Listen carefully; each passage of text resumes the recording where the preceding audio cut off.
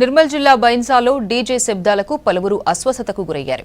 గణేష్ నిమజ్జనాల సందర్భంగా శోభాయాత్రలో DJ sounds ఎక్కువగా పెట్టారు. భారీ శబ్దాలు తట్టుకోలేక 6 చిన్నారులు అస్వస్థతకు గురయ్యారు. వారిని ఆసుపత్రికి తరలించారు. భారీ శబ్దాలను తగ్గించేలా పోలీసులు చర్యలు తీసుకోవాలని కోరుతున్నారు పిల్లల తల్లిదండ్రులు. ఆమెకి హెడేక్ వచ్చేసి హార్ట్ బీట్ పెరిగిపోయింది. ఆమె బాగా స్పృహ తప్పి పడిపోయింది.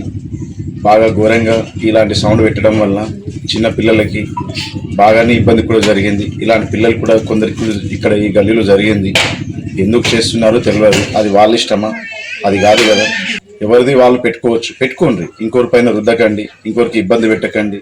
మేము ఎవరికి వ్యతిరేక చెప్పడం లేదు. కాకపోతే మార్పిడి తెచ్చుకోండి. మీరు ఇబ్బంది పడకండి, ఇంకొకరిని ఇబ్బంది పెట్టకండి. మన సంప్రదాయాన్ని మనం కాపాడుకోవాలంటే ముందు మనం మారాలి. డీజే మనది సంస్కృతి కాదు, భజన మన సంస్కృతి. బైన్సాలో పూర్తి స్థాయిలో ఏదైతే నిమజ్జన సందర్భంగా పెద్ద పెద్ద డీజేలు అంటే అవి మహారాష్ట్ర మిగతా రాష్ట్రాల నుంచి తీసుకురావడం అటువంటి జరుగుతుంది.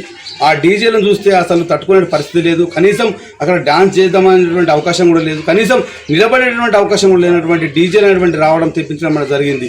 దీనివల్ల చాలా వరకు ఏంటంటే కుటుంబాలు అనేటువంటి ఇన్సులిన్ పేషెంట్ కావచ్చు, బీపీ పేషెంట్ కావచ్చు, హార్ట్ పేషెంట్స్ కావచ్చు, నిన్న ప్రభుత్వ హాస్పిటల్లో చూస్తే మొత్తం వాళ్ళే కనపడతా ఉన్నారు. ఎందుకనంటే ఖచ్చితంగా ఆ సౌండ్ వల్ల వైబ్రేట్ వల్ల కింద పడిపోయి పిల్లగాళ్ళు తట్టుకోలేని పరిస్థితి, చెవులో దూరం పెట్టుకొని బట్టలు కట్టుకొని ఇందులో పడుకునే పరిస్థితి ఏర్పడ్డది.